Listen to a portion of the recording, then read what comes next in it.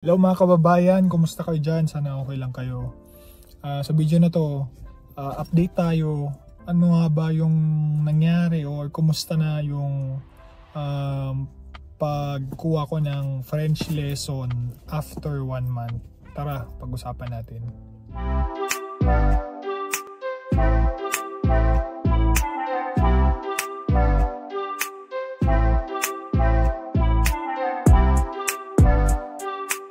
After 1 month, natapos na din natin yung French lesson natin or French class natin. Pero ano lang yun, level 1. So parang A1.1 pa lang siya guys. So kumbaga level 1, ilang level yun? Siguro mga 10 level. So marami pa tayong level na tatapusin. Level 1 pa lang tayo, marami-rami pa. So kumusta naman yung level 1? Marami ba ako natutunan? Mahirap ba overall yung pag-aaral ng French? Or kumusta naman yung pagtuturo nila? Natin guys, yung kung kanino ako nag-enroll o saan ako nag-enroll. So nag-enroll pala ako sa Alliance Francaise, pero Manila base. Okay. Yung klase ko is 4 times a week, 3 hours each, so 3, 6, 9, 12. At online siya guys, online.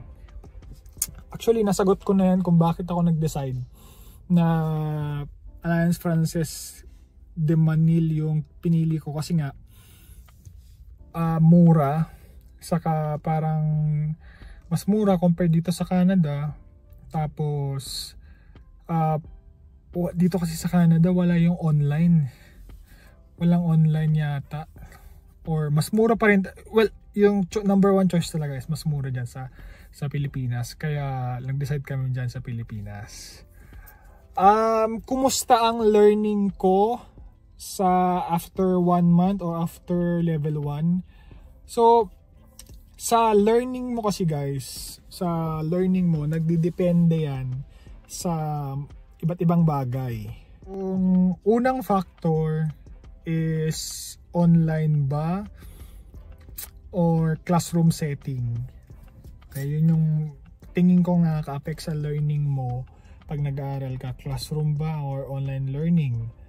Yung sa, 'di ba, kung classroom, maraming interaction, face to face, on the spot mo matatanong yung prof, pwede mong ilagay yung cellphone mo sa tabi kasi mahihiya ka, yung iba baka nadidistract sa cellphone.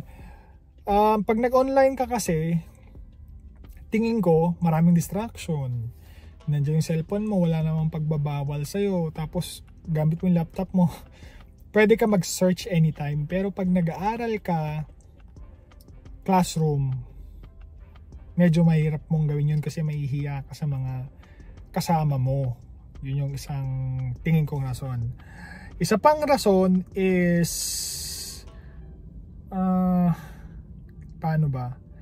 Doon kasi sa klase namin guys, hindi ko alam kung nagkaroon ng conflict sa schedule, pero ang nangyari kasi 4 silang prof, which is tingin ko siguro may something sa scheduling, kaya ginawa nilang 4 yung teacher, which is sa akin mas maganda 1, 2, max 3. Actually original 3, pero yun nga nag-4. Pero ang sa akin, tingin ko mas maganda 2 prof each, 2 weeks each, para hindi ka naninibago sa teaching style. Kasi guys, yung isa chill lang, yung isa mabilis, yung isa panay activity, yung isa panay definition, konting activity. So magkakaiba kasi ng teaching style kasi. So mas maganda kasi ano sila, yung una, tapos pangalawa, tapos may pang-4. Ina-adapt mo yung teaching style nung isa-isa, which is tingin ko nagiging isang factor din. Tapos yung mismong klase ko is hindi siya ordinary class, extensive siya. So meron ka kasing choice, yung normal. Kasi kung normal guys, 2 months, isang level. So kung 10 levels yun, 2 years ka, wala na kami ng ano nun, ng oras. So extensive talaga yung pinili namin ni Leslie, or pinili niya para sa akin, para 1 month. Kaya 10 level yan, sabihin mong 2, 4, 6, 8, 10 10 months or 1 year, nandun na ako sa level na gusto ko. Okay lang din. Pero depende yan guys, depende sa tao kung nabibilisan ka. Depende kasi sa learning progress ng tao. Possible kasi na masyado mabilis. May mga times na para sa akin masyado mabilis yung lesson. Kaya nagti-take down notes ako personally para makuha ko yung flow. Yung iba medyo nahihirapan kasi nga sobrang mabilis or walang time. Pero sabi ko kay Leslie, parang pag nag-groupmate kami, parang kumustahan, parang naririnig ko is yung mga reklamo na masyadong mabilis, masyadong ganito, busy sa work. Sabi ko kay Leslie, yun din naman yung gusto kong i-open sa'yo. Pero wala na akong oras na mag-emo, maglabas ng emotion sa ganun. Kasi wala din namang mangyayari. Sabi ko, lunukin ko na lang. Imbes na yung 1 oras akong magrarant, diba? Mag-aaral na lang ako. Mas maganda pa yun, productive pa. Same ng pakiramdam sila. Ganun lang din.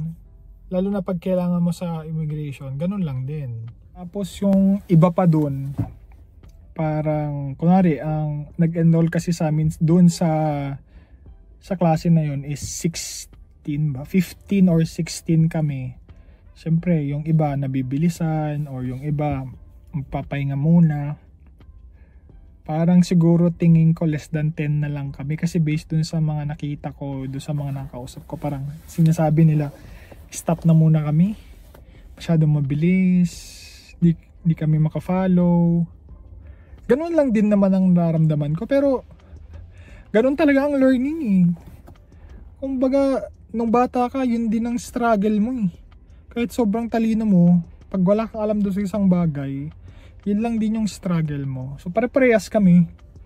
So ako, wala akong time na magagaganyan. So ang next na gagawin natin guys is mag-e-enroll na ulit tayo. Well actually naka-enroll na ako sa level 2. Ituloy-tuloy natin yan. Hindi tayo hihinto kasi naniniwala ako na pag nag-aaral ka or kumukuha ka ng certification or nagtitake ka ng ganito or nagre-review ka, oras na nawala yung momentum or nag-skip ka ng 1 week, 2 weeks, 1 month, may hirapan ka na bumalik. So ang talagang gusto namin ni Leslie or gusto ko din mangyari is tuloy lang ako ng French kahit 1 year na tuloy mag-aaral tayo. And then magte-take ako ng exam ng French para alam mo yun, fresh yung momentum nandun, hindi ka paano ba, hindi ka mahihirapan na ibalik yung momentum.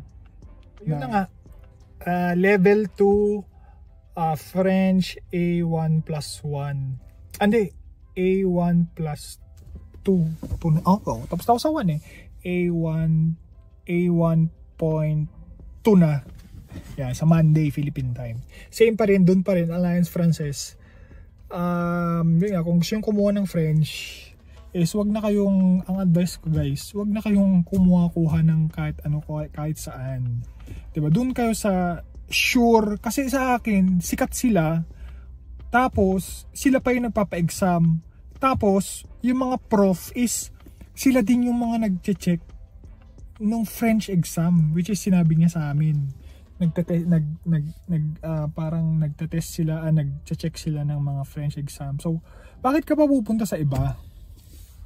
Dahil makakamura ka? Hindi kasi, kung yun ang number one issue mo, oo, reasonable. Pero isipin mo din, nagtitipid ka nang wala sa lugar. Kasi, kunwari, may expiry yung permit mo.